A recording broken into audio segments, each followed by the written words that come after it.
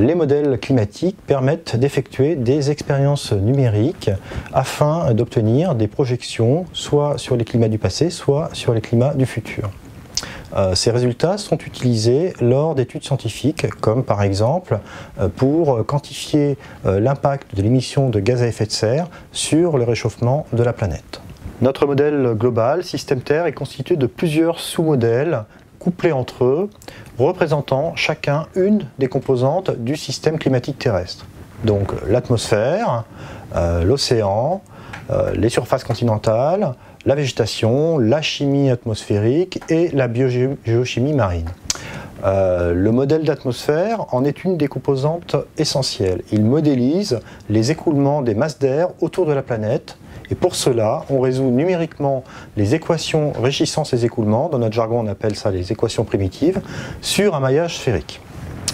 Le modèle actuel utilise un maillage régulier en longitude-latitude qui a l'avantage d'être beaucoup plus simple numériquement, mais qui présente l'inconvénient de présenter deux points singuliers dus au resserrement des méridiens près des pôles.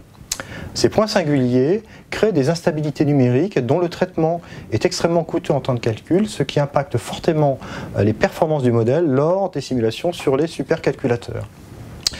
Le projet Dynamico vise à redévelopper un nouveau modèle d'atmosphère sur un maillage beaucoup plus uniforme, en pavant la sphère principalement avec des hexagones et qui ne présente donc plus de points singuliers. Donc sur cette courbe, je présente les performances comparées des deux modèles, donc LMDZ, le modèle actuel donc en rouge, et Dynamico, le nouveau modèle, en bleu, avec en abscisse le nombre de cœurs utilisés sur la simulation, et en ordonnée le nombre d'années simulées par jour de calcul.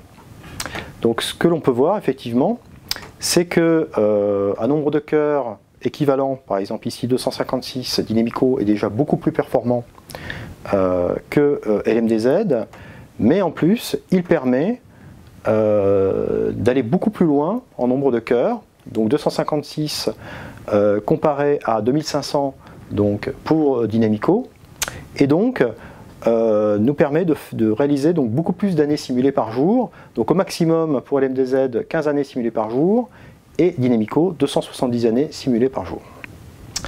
Dynamico est également utilisé en planétologie et en astrophysique pour modéliser les écoulements atmosphériques d'autres planètes du système solaire ou des planètes extrasolaires.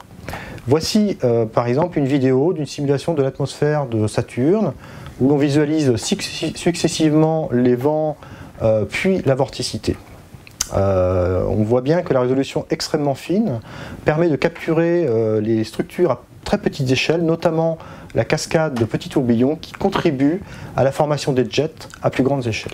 Donc, grâce à Dynamico, nous disposons aujourd'hui d'un modèle d'atmosphère beaucoup plus performant.